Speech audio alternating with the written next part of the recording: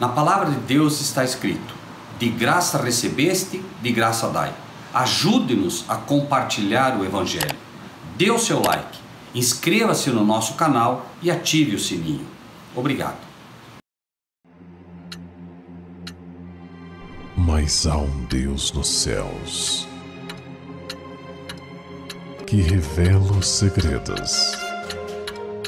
Ele revelou o que vai acontecer no fim dos dias.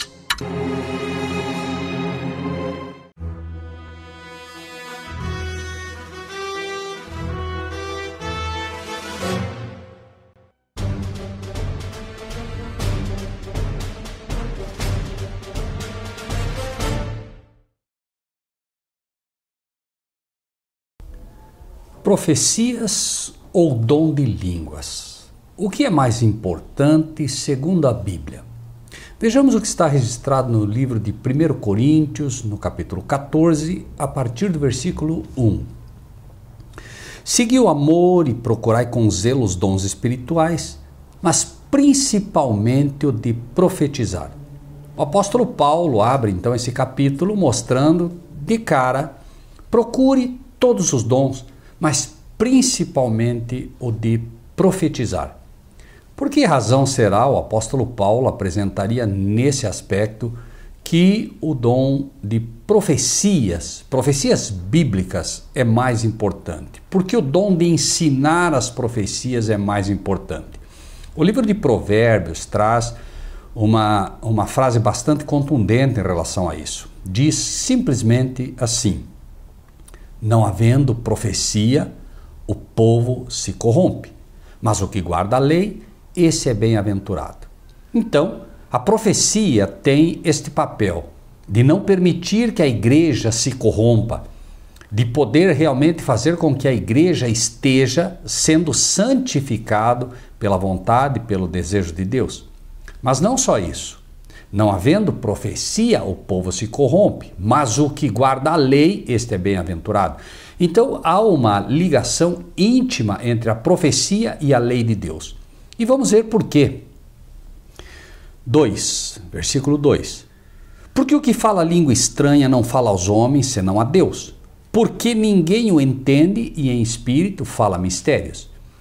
De que tipo, inclusive, de língua que o apóstolo Paulo está falando? O que o apóstolo Paulo está falando é o seguinte: quando você fala uma língua estranha, e permita-me dizer de forma muito clara, não são essas línguas que estão sendo chamadas por aí, como essa glossolalia que se chama, é língua estranha mesmo, no sentido de que, quando você, por exemplo, está no Brasil e começa a falar, por exemplo, russo, as pessoas não entendem. Você agora vem até a igreja e começa a falar uma língua estranha, que é o russo, que é uma língua estranha para os brasileiros, como nós que falamos o português. Obviamente a igreja não é edificada. Mas veja, vamos mais à frente. Mas o que profetiza fala aos homens para edificação, exortação e consolação. Então, quando você profetiza segundo a palavra de Deus e não segundo, inclusive, essas profetadas que estão por aí, você edifica a igreja, você exorta e você consola. Porque a Bíblia tem esta capacidade, a palavra de Deus tem a capacidade de exortar quando exortação, edificar quando edificação e consolação quando consolação. A palavra de Deus é completa, ela tem realmente um ensino para cada tipo de pessoa e para cada tipo de problema, inclusive com o problema que você está vivendo no momento. 4. O que fala língua estranha edifica-se a si mesmo, mas o que profetiza edifica a igreja. Claro, porque se eu falo alemão, quando eu estou pregando em alemão, como eu tenho 2 ouvidos, eu também ouço. Então eu sou edificado por aquilo mesmo que falo, por aquilo mesmo que o Espírito traz à minha mente naquele momento. Porém, somente eu sou edificado, porque eu entendo o que estou falando, mas os outros não entendem. Então eles não são edificados. 5. E eu quero que todos vós faleis línguas estranhas, mas muito mais que profetizeis, porque o que profetiza é maior do que o que fala línguas estranhas, a não ser que também interprete para que a igreja receba edificação. O apóstolo Paulo falava várias línguas. E veja que aqui ele diz, eu quero que todos vós faleis línguas estranhas, não é língua estranha. Ou seja, o apóstolo Paulo falava várias línguas. Por isso ele podia ir, como foi para Roma, ele podia ir para Caia, ele podia ir para Éfeso, ele podia ir para várias igrejas e falar a língua nativa daqueles povos e eles o entendiam. Mas o apóstolo Paulo coloca aqui que ele queria que todos falassem línguas estranhas. Claro, porque se você consegue falar várias línguas, você pode ir para qualquer país pregar diretamente na língua das pessoas. Ou seja, ele diz, eu gostaria que vocês todos falassem línguas estranhas, né, ou outras línguas, mas muito mais que vocês profetizem. Por quê? Porque o que profetiza é maior do que o que fala línguas estranhas. É curioso como o inimigo engana as pessoas. Existem igrejas hoje que têm como sinal de discipulado falar línguas estranhas. E esse língua estranha é língua estranha mesmo, não é esta língua nem que está sendo falada aqui. O diabo enganou milhares de igrejas hoje que falam uma língua que ninguém entende e acreditam que aquilo é o sinal do apostolado ou o sinal do discipulado, quando o próprio apóstolo Paulo está dizendo que o que fala profetiza, né? O que fala profecias, o que ensina profecias é maior do que o que fala línguas estranhas. Que curioso! E a igreja hoje sofre porque se colocou essas línguas malucas que estão aí como se fossem de fato essas línguas estranhas ou outras línguas, né?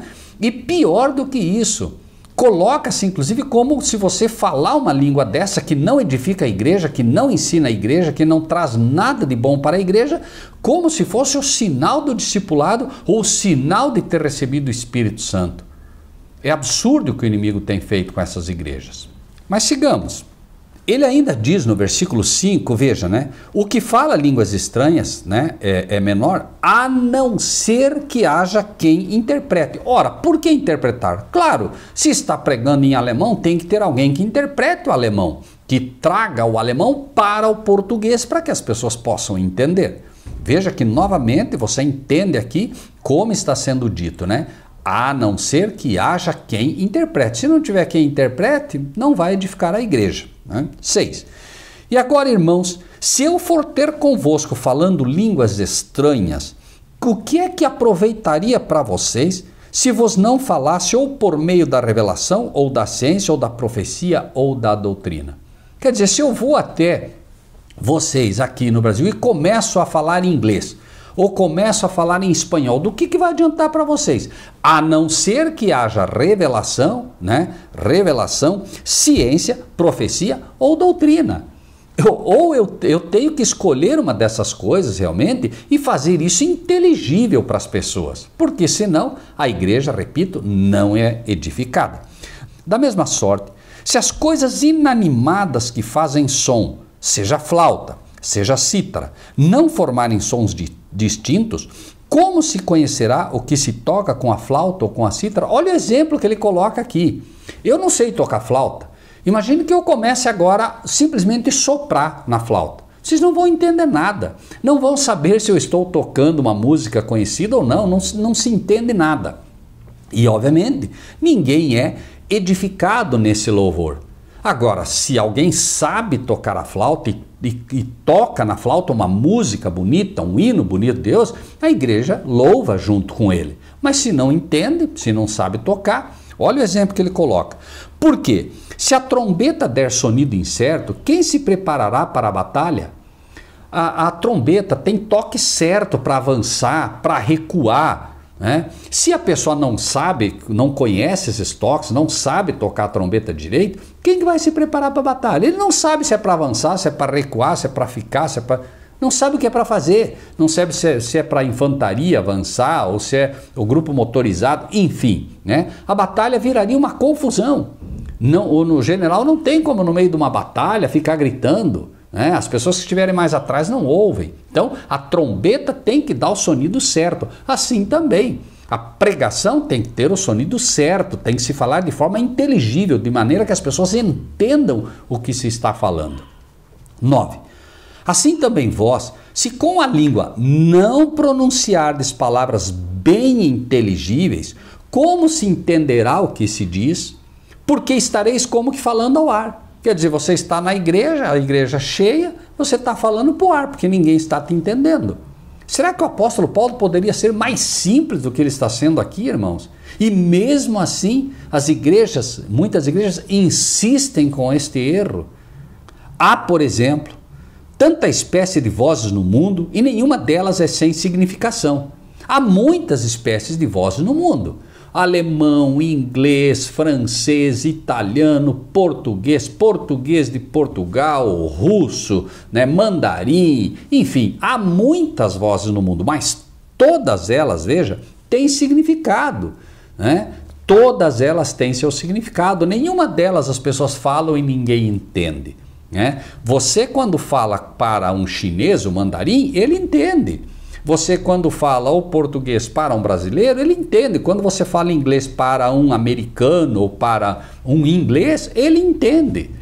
Todas têm significado, desde que, obviamente, para aqueles que conhecem o significado delas. Agora, quando não tem significado nenhum, a igreja, repetimos, não é edificada de maneira nenhuma. E o apóstolo Paulo vai mais longe nisso. Veja só, o versículo 11, Mas se eu ignorar o sentido da voz, serei bárbaro para aquele a quem falo, e o que fala será bárbaro para mim. Claro, é como se fosse um bárbaro, quer dizer, ele está falando lá, resmungando alguma coisa, mas eu não entendo nada, e também quando ele resmunga eu não entendo nada. Por quê?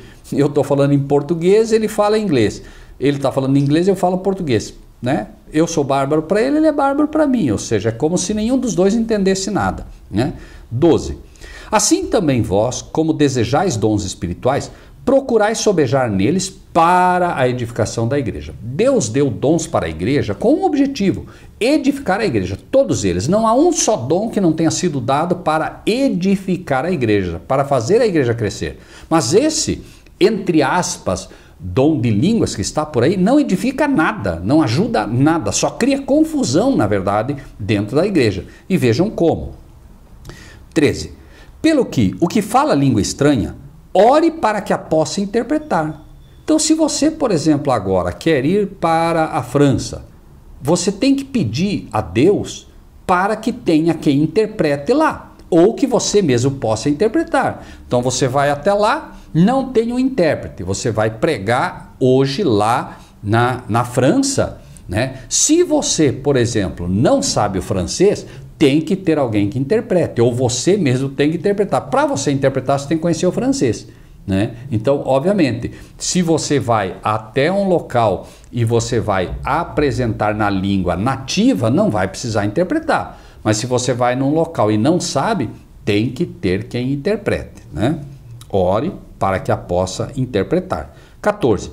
Porque se eu orar em língua estranha, o meu espírito ora bem, mas o meu entendimento fica sem fruto. Como assim? Como é que o meu entendimento fica sem fruto? Claro, porque eu oro em inglês para pessoas que falam português. Então, obviamente, eu me edifico, E o meu espírito pode estar orando bem, mas as pessoas não a entendem, Fica sem fruto, não há fruto, porque as pessoas não entenderam nada, não há fruto para a edificação da igreja. 15. Que farei, pois? Orarei com o espírito, mas também orarei com o entendimento. Cantarei com o espírito, mas também cantarei com o entendimento. Então, o que o apóstolo Paulo está dizendo aqui? Eu tenho que orar no espírito, com o coração realmente consagrado a Deus, mas tem que orar com entendimento. É preciso realmente que se faça isso. Veja, é como uma música. Existem milhares de brasileiros, principalmente jovens, que cantam músicas em inglês que nem sabem o que estão cantando. Eu já vi cristãos, por exemplo, cantando, cristãos que adotaram, por exemplo, músicas completamente demoníacas para o seu casamento.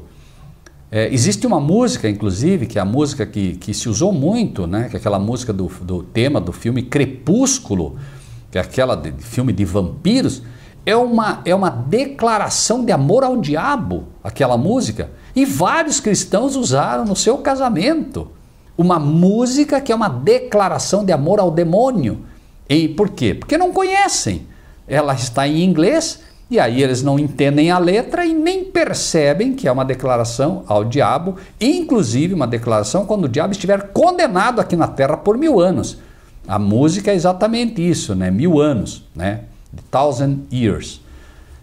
As pessoas simplesmente não sabem mais o que fazem. E por quê? Por causa disso.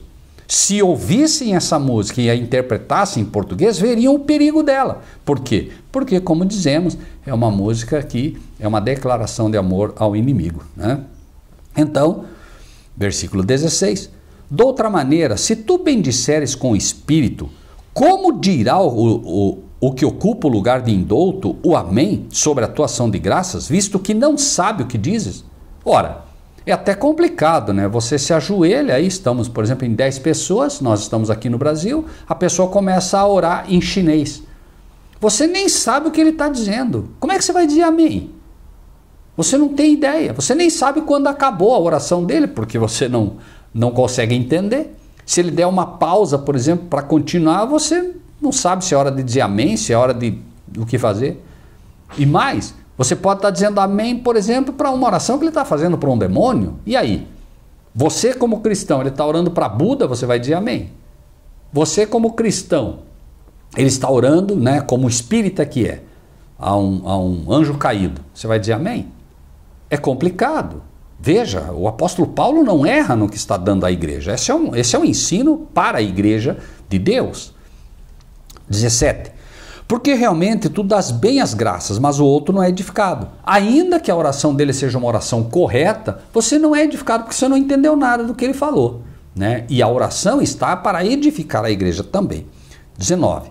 Todavia, eu antes quero falar na igreja 5 palavras na minha própria inteligência, para que possa também instruir os outros, do que 10.000 palavras em língua desconhecida. Claro, é muito melhor você falar uma frase ou duas da Bíblia, né, na língua que as pessoas possam entender, do que ler a Bíblia inteira para eles de uma maneira que eles não entendam.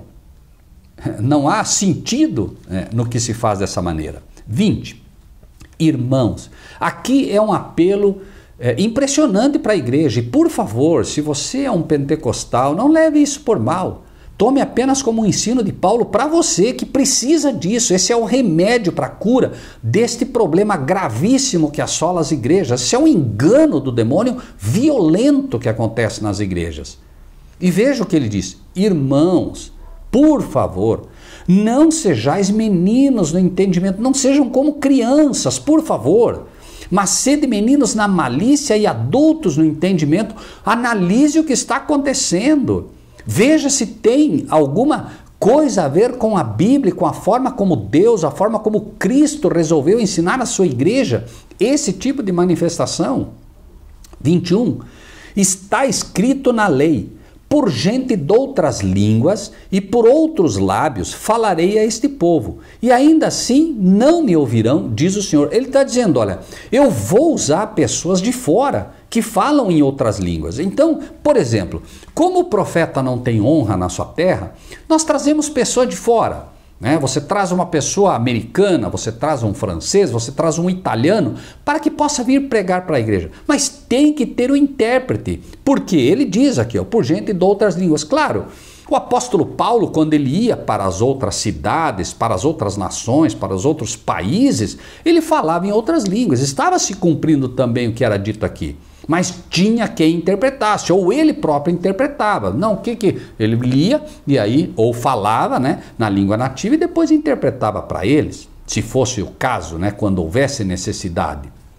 E aí diz, 21, está escrito na lei: por gente de outras línguas e por outros lábios falarei este povo, e ainda assim não me ouvirão, diz o Senhor. De sorte, preste bem atenção nisso, de sorte que as línguas são um sinal não para os fiéis, mas para os infiéis. E a profecia não é sinal para os infiéis, mas para os fiéis. Olha que interessante isso, tá? Quando aconteceu o Pentecostes, por exemplo, havia várias pessoas que não conheciam sobre o Evangelho de Cristo. Deus deu então ali o dom de línguas para os discípulos. E eles começaram a falar em outras línguas, mas falava na língua que cada um entendia, como diz o livro de Atos lá, né? Porém, ele diz aqui, que o sinal é para os infiéis, é para aqueles que não conhecem, para aqueles que não conheciam. O dom de línguas é dado para aqueles que não conhecem. Por exemplo, você vai para a China, onde não são cristãos, e isso é um sinal. Puxa vida, mas como é que esse moço está falando a nossa língua? Como é que ele está falando tão bem a nossa língua? O mandarim é uma língua extremamente difícil. Então é um sinal para os infiéis, para que eles tomem, por assim dizer, um choque de não, isso tem que ser de Deus, isso é uma coisa sobrenatural.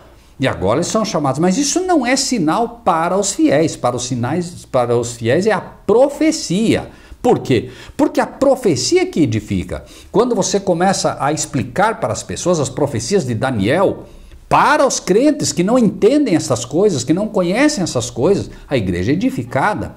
Quando você fala do Apocalipse, as maravilhosas profecias e revelações do Apocalipse, não essas revelações do tipo, Deus disse que você vai ganhar um carro novo, Deus disse que acabou o teu problema. Isso não tem nada a ver com as profecias bíblicas, meu irmão, minha irmã, nada a ver. Jesus não veio à terra para distribuir dinheiro, carro, casa para ninguém. Ele mesmo diz, o Filho do Homem não tem onde reclinar a cabeça. E você precisa entender isso de uma vez por todas. Misericórdia quero e não sacrifício. Aí as pessoas se sacrificam, vão lá, dão o carro que tem porque querem um carro melhor, acabam perdendo o próprio carro que tem, são enganados por esses falsos pastores que ensinam apenas a teologia da prosperidade e o erro avança, o erro continua. Veja, 22. De sorte que as línguas são um sinal não para os fiéis, mas para os infiéis, e a profecia não é sinal para os infiéis, mas para os fiéis. Se, pois, toda a igreja se congregar num lugar e todos falarem línguas estranhas e entrarem em indoutos ou infiéis, não dirão porventura que estáis loucos? Meu irmão, minha irmã, por favor, entenda o que o apóstolo Paulo está dizendo aqui. Uma pessoa estranha chega na sua igreja e daqui a pouco todo mundo começa a falar língua estranha, todo mundo junto, uma confusão. Não tenha dúvida que essa pessoa nunca mais vai voltar na sua igreja. Vai dizer, o povo são tudo louco. E não adianta você daí usar a desculpa, não, é que ele é um ímpio, ele não entende o Espírito. Não tem nada a ver com entender o Espírito. É uma pessoa que está entendendo exatamente como diz o apóstolo Paulo, que já disse, esses caras são tudo louco. Onde se viu algo assim? É um fanatismo absurdo que apenas traz opróbrio para a igreja de Deus. Esse cara vai chegar depois na casa dele, vai chegar para os amigos e vai dizer, aquele povo lá é tudo louco. Aí quem sabe você convidou ele para ir até lá, na tua sinceridade, no amor pelas almas, mas ele vai dizer, eu nunca mais vou naquela tua igreja, aquela tua igreja lá é um bando de louco. É isso mesmo que acontece, meus irmãos. E aí as pessoas não querem mais saber de Deus porque acham que Deus é aquilo ali, aquela confusão. Não querem mais ir para a igreja porque acham que a igreja é aquilo, e a igreja não é aquilo e nunca foi. Aquilo é um engano que o inimigo colocou dentro das igrejas. 24. Mas se todos profetizarem e algum indouto ou infiel entrar, de todos é convencido, de todos é julgado. Claro, agora ele vai lá e a pessoa está profetizando, está pregando uma profecia bíblica. Não tenha dúvida, há poder na palavra de Deus, há poder na profecia. Não havendo profecia, o povo se corrompe, mas havendo profecia, o povo não se corrompe. E aí ele entra, vê que é uma igreja santa, uma igreja reverente, uma igreja que conhece, e a palavra de Deus cativa, irmãos. A palavra de Deus cativa. Essa loucura que está aí, não. Jesus falava o dia inteiro. As pessoas esqueciam até que tinham que comer. Ficaram lá o dia inteiro, daqui a pouco eu disse para o Senhor, eles precisam comer. Por quê? Porque a palavra de Deus, ela é um alimento saboroso, ela é um alimento gostoso. É gostoso de ouvir a palavra de Deus. Mas aí você vai nessas igrejas e o que acontece invariavelmente? Alguém tem uma música? Ah, eu tenho. Vai lá, canta. Alguém tem uma palavra? Ele vai lá, lê um trechinho da Bíblia, mas não explica nada. Ah, glória a Deus, aleluia, amém. Vai para o canto. Mais alguém? Ah, cantar, de novo, canta outro. Ah, não, testemunho. Passa 1h30, quase 2 horas dessa maneira. A igreja não é edificada dessa maneira, não é. Porque o que realmente edifica a igreja é a palavra, é a profecia bíblica. E aí finalmente tem 20 minutos para falar. E a pessoa faz isso porque ela não conhece a Bíblia. Seja pastor, seja ministro, seja quem for, ele não conhece a Bíblia. Ele não estuda, ele não busca. Então ele não tem muito para comunicar à igreja. Então ele tem que começar a encher de um monte de outra coisa. Finalmente resta 20 minutos para a palavra. E mesmo ali ele lê um texto, mas como ele não conhece, ele começa a falar uma série de coisas que não tem nada a ver com o assunto. E a igreja não é edificada. Não é. É invariavelmente o que acontece. E aí o que? Glória, glória, glória, aleluia, glória, glória, e pulo e grito. Irmãos, por favor, isso não edifica a igreja. Não edifica a igreja. Entenda. É o apóstolo Paulo que está falando, inspirado por Deus. Não é o Rogério Buzzi, não adianta ficar bravo comigo. Não sou eu quem está dizendo isso. Por favor, entenda. Deus se preocupa com a sua igreja e quer instruí-la. E o apóstolo Paulo está mostrando um gravíssimo erro que ocorre dentro das igrejas pentecostais, principalmente. É um erro complexo, difícil das pessoas entenderem, mas é assim, é um erro.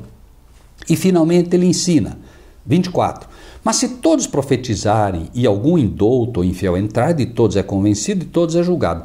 Os segredos do seu coração ficarão manifestos, e assim, lançando-se sobre o seu rosto, adorará a Deus, publicando que Deus está verdadeiramente entre vós.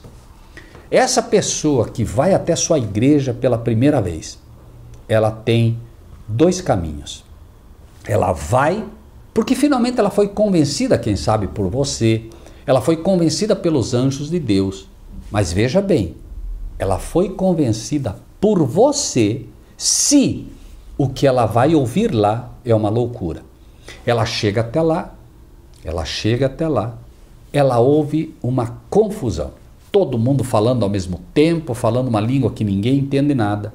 Ele vai sair da sua igreja, pode ter certeza. Talvez por respeito a você ele não te fale, mas ele vai sair da tua igreja dizendo, esse povo é louco, esse povo é maluco. Eu vejo, por exemplo, às vezes em muros do lado de igrejas, as pessoas escrevendo, Deus não é surdo. E essas pessoas estão certas, Deus não é surdo. Essa gritaria que se faz nas igrejas, esses pulos, esses gritos que se fazem, essa voz rouca, esses assopros no microfone, como se fazem, não tem nada a ver com Deus, meus irmãos. Jesus não fez absolutamente nada disso. Me mostre uma passagem na Bíblia onde Jesus gritou. E aí aparecem esses pastores hoje pentecostais dizendo, crente que não faz barulho tem defeito. Tem defeito mesmo. Ou é surdo, infelizmente, ou é surdo, ou nunca estudou de fato a palavra de Deus. Esse é o defeito. Agora, este homem que vai pela primeira vez, depois de você convidar ele muitas vezes na igreja, ele vai sair da sua igreja, ou dizendo que vocês são todos loucos, como diz a própria palavra, como disse Paulo, ou ele vai sair adorando a Deus. Ele vai sair adorando a Deus. Se na sua igreja a palavra é prioridade, se o ensino da profecia, se o ensino da revelação, se a exortação pela palavra é correta. Essa é a diferença final. E a pergunta agora a você é, o que é que você vai escolher? Quem sabe você leva 1 mês, 2, 3, 4 meses convidando aquela pessoa que você gosta, que você aprendeu a amar, que você aprendeu a respeitar, para ir na sua igreja. Quando ela chega lá, o que ela vê é uma confusão. Todo mundo falando ao mesmo tempo, todo mundo orando ao mesmo tempo, e ele sai literalmente dizendo, são todos loucos. Ou ele sai adorando a Deus de verdade e dizendo, não, de fato, Deus está no meio dessas pessoas. Deus está no meio dessa igreja. Qual é a tua decisão? Pense nisso e que Deus te abençoe. Na palavra de Deus está escrito que nós devemos compartilhar o que recebemos. Assim, se você gostou desse vídeo, dê o seu like, inscreva-se no nosso canal e ative o sininho.